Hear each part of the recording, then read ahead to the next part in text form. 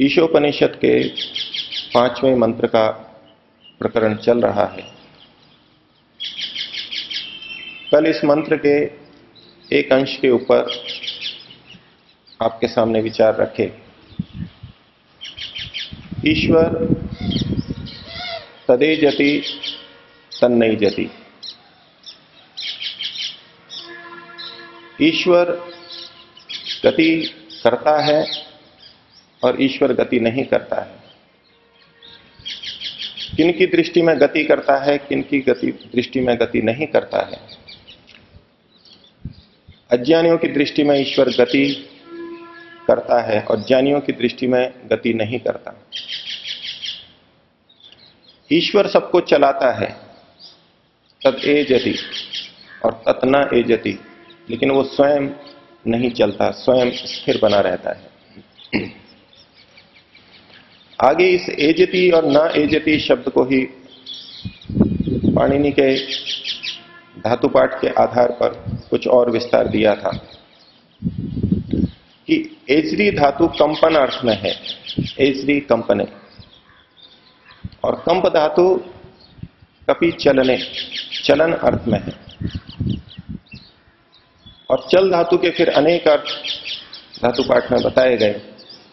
एक है चल कंपने, कपि चलने चल कंपने, चलने का अर्थ फिर वही कंपन दे दिया गया।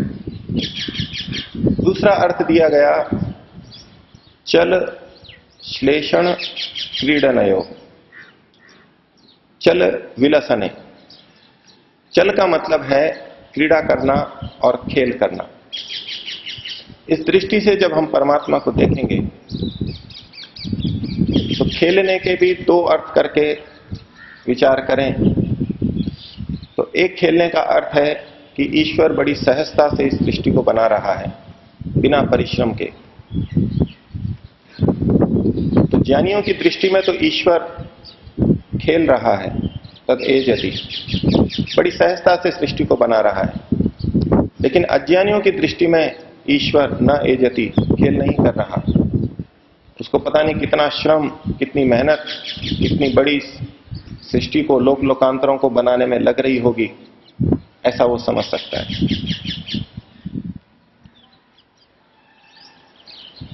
चल विलसने के अंदर फिर लस धातु है। लस के अर्थ किए लस श्लेषण क्रीडनयो। ईश्वर श्लेषण करता है, अर्थात आलिंगन करता है, हमको अपने निकट लाता है, अपनी कृपा के अंदर लेता है। ये दृष्टि है ज्ञानियों की, विद्वानों की। और अज्ञानियों की दृष्टि में ईश्वर हमारा आलिंगन नहीं करता, हमारे को अपनी कृपा के अंदर नहीं लेता, क्योंकि उनकी दृष्टि में संसार में बहुत दुख कष्ट दिखाई दे रहे हैं, उनको अपने जीवन में भी कष्ट दिखाई दे रहे हैं। इसको दूसरी दृष्टि से देखें तो ज्ञानी और विद्वानों के लिए ईश्वर उनका आलिंगन करता है, उनको अपने सानिध्य में रखता है। और अधर्मात्माओं की दृष्टि से, अविद्वानों की दृष्टि से देखें तो ईश्वर उनका आलिंगन नहीं करता, उनको अपने सानिध्य में नहीं लेता। इस चल धातु का एक और अर्थ धातुपाठ में किया गया, चल भृतौ। भृति का अर्थ है, स्वामी दयानंद जी ने जो अर्थ किया वो भी पाणिनि के अनुरूप किया। भृति का मतलब है बढ़ाना और पुष्ट करना। भृति शब्द में जो भ्रिय धातु है उसके लिए फिर पाणिनि जी कहते हैं धारण और पोषण। भ्रिय धारण पोषण है, धारण करना और पोषण करना। इस दृष्टि से अर्थ करेंगे तो तदेजति तन्नैजति। तदेजति, ईश्वर इस संसार का, संसार के प्राणियों का पोषण कर रहा है और इन सबको धारण भी कर रहा है। विद्वान कहेगा कि ईश्वर हमको सतत धारण और पोषण कर रहा है, लेकिन अविद्वान कहेगा कि ईश्वर कहां धारण और पोषण कर रहा है। हम अपने पेट की भूख स्वयं अन्न उत्पन्न करके पूरा करते हैं, स्वयं कमाते हैं, खाते हैं, पीते हैं, व्यायाम करते हैं, घर बनाते हैं, कपड़े बनाते हैं, दूसरों की सेवा करते हैं। इस प्रकार हम परिवार का और समाज का धारण पोषण करते हैं, हम करते हैं। यहां जो एजरी कंपने धातु है, तद एजति तन्नई जति, इस एजरी धातु का भी एक और अर्थ पाणिनि ने किया है। एक शब्द, एक अर्थ हमने देखा एजरी कंपने, एजति। दूसरा लिखा उन्होंने एजरी दीप्तौ। दीप्ति के अर्थ में भी एजरी धातु है, लेकिन व्याकरण की दृष्टि से यह आत्मनेपदी धातु है। जब एजरी दीप्तौ करते हैं तो आत्मनेपदी धातु है, और एजरी कंपने है ये परस्मैपदी धातु है। तो यहां जो तदेजति तन्नई जति शब्द बना हुआ है, ये परस्मयी पद का बना हुआ है। इस दृष्टि से यहां एजरी कंपने अर्थ सीधे सीधे हमको प्राप्त होता है। लेकिन वेद के अंदर भिन्नताएं भी रहती हैं, व्याकरण की दृष्टि से उसको व्यत्यय बोलते हैं। यहां पर पद का व्यत्यय भी हो सकता है। हम इस दृष्टि से देखें कि ये आत्मनेपदी धातु की परस्मैपदी रूप में प्रयुक्त की गई है, तो हम देखेंगे एजरी दीप्तौ, कि परमात्मा दीप्त होता है, प्रदीप्त होता है, और तत्न एजति, वो परमात्मा दीप्त प्रदीप्त नहीं होता।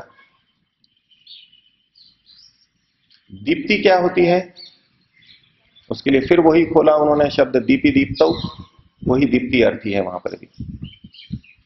महर्षि इसका अर्थ लिखते हैं प्रकाशित होना। एजरी दीप्तौ का मतलब है प्रकाशित होना। तो अब हम इस पंक्ति को देखें, तदेजति तन्नई जति, वो परमात्मा प्रदीप्त होता है, प्रकाशित होता है, और तत्न एजति, वो परमात्मा दीप्त और प्रकाशित नहीं होता।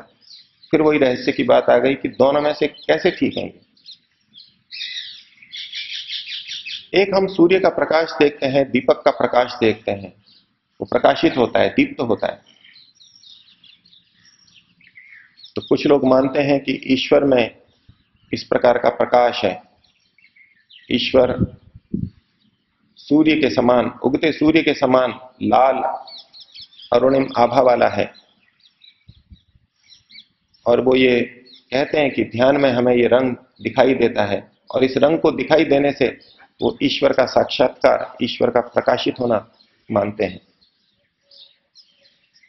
आदित्य वर्णम तमसः परस्तात् इत्यादि बहुत से प्रमाण भी प्रस्तुत करते हैं कि परमात्मा को आदित्य के वर्ण का कहा गया, सूर्य के रंग का कहा गया।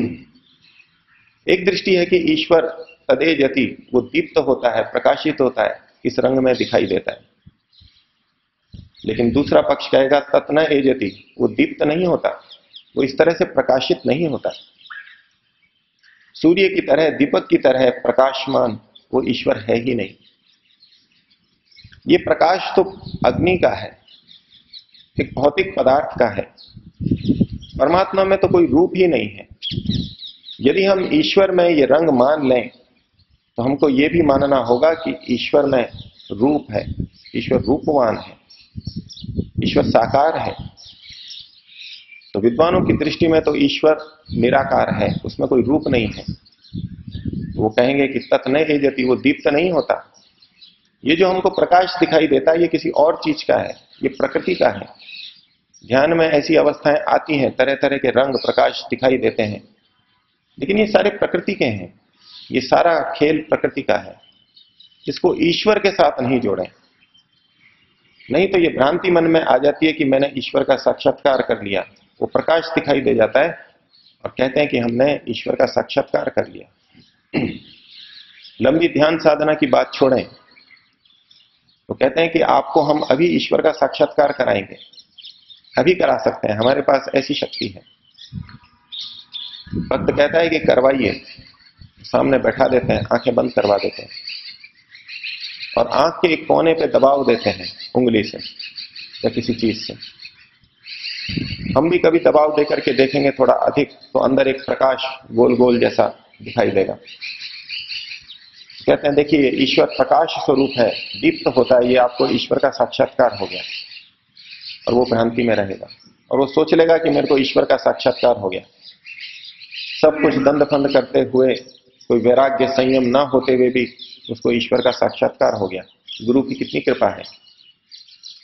और भ्रांति में रहेगा कि मेरे को ईश्वर का साक्षात्कार हो गया, ये दूसरे लोग तो भटक रहे हैं, साधना कर रहे हैं वर्षों से, ये तो भटक रहे हैं।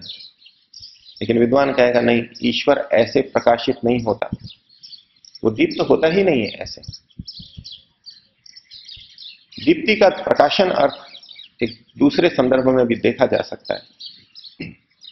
प्रकाशित होने का मतलब है प्रकट होना।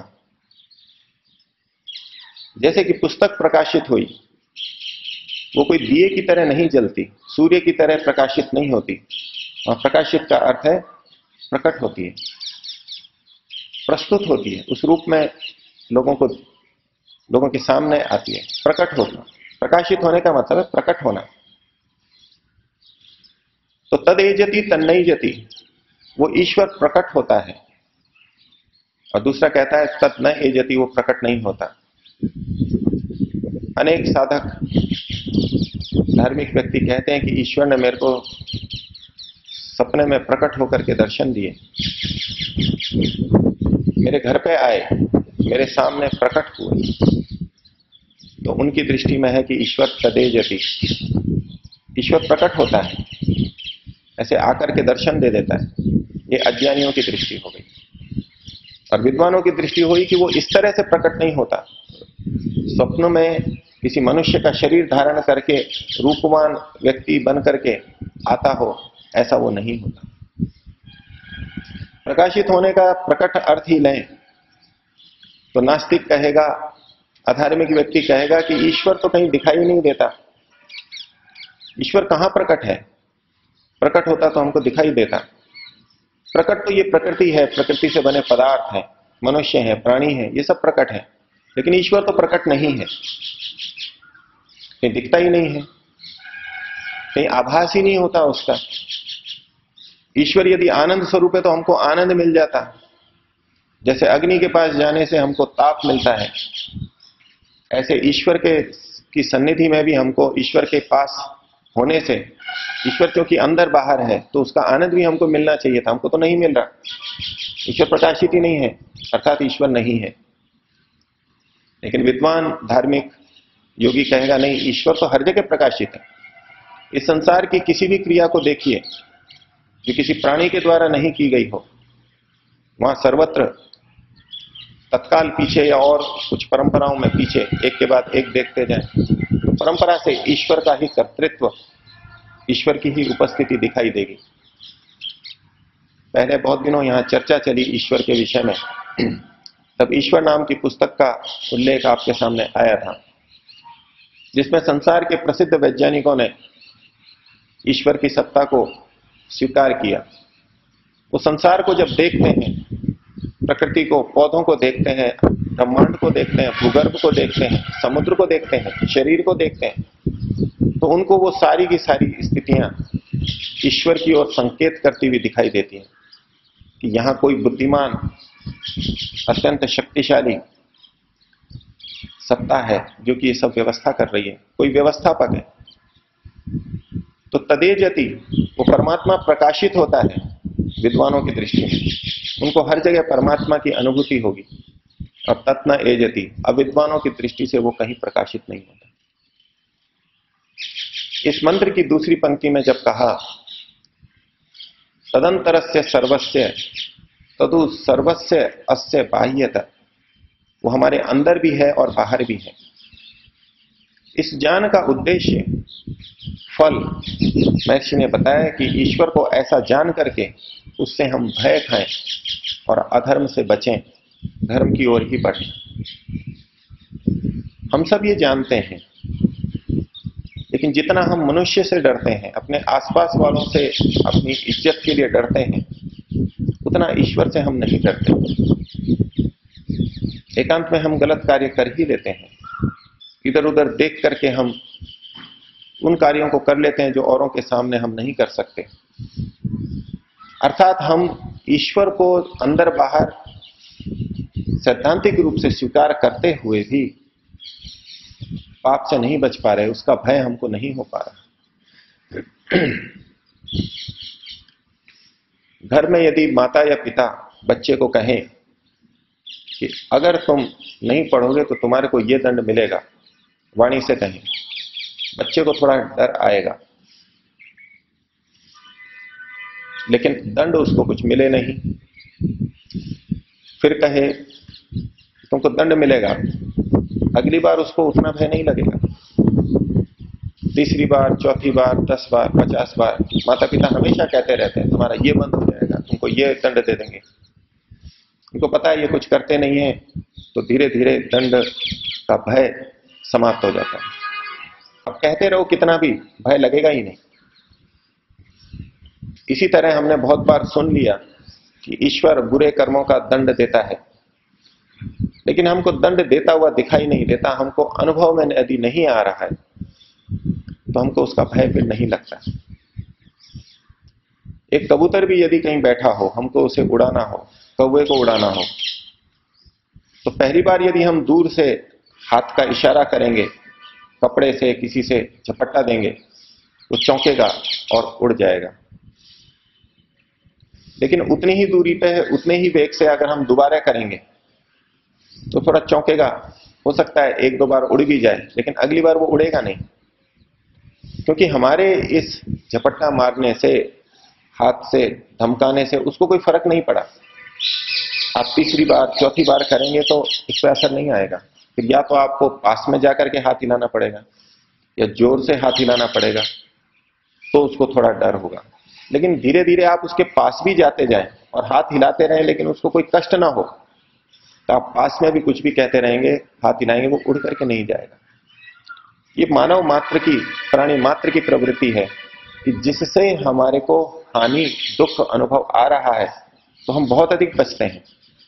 लेकिन केवल भय का कथन हो जाए और हमको दुख ना हो, भय ना आए, कष्ट ना हो, तो फिर भय समाप्त हो जाता है। इसके विपरीत यदि कोई व्यक्ति हमें सुई चुभाए, वो कहे कि मैं सुई चुभा रहा हूं, हमारा परिचित व्यक्ति है, मित्र है, तो हमको डर ही नहीं लगेगा, हमको पता है ये चुभाएगा नहीं। लेकिन वो आकर के वास्तव में चुभा दे तो फिर हमको लगेगा और हम हाथ पैर को हटाएंगे। लेकिन अगली बार जब वो कहेगा कि मैं सुई चुभाऊंगा, तो अगली बार हमको और ज्यादा भय लगेगा। पिछली बार उसके कहने से हमको फर्क नहीं पड़ा था, लेकिन अब की बार जब उसने चुभा दी है और फिर कह रहा है तो हमको असर आएगा, तो दोबारा फिर उसने चुभा दी। तीसरी बार वो केवल संकेत मात्र करेगा तो उतने से ही हम डरेंगे। अर्थात जब हमको कष्ट आता है तो हम कहने मात्र से भी डरते हैं, और जब कष्ट और भय नहीं आता तो हम 10 बार कहे जाने पर भी नहीं डरते। तो ईश्वर के साथ ऐसा ही हो रहा है।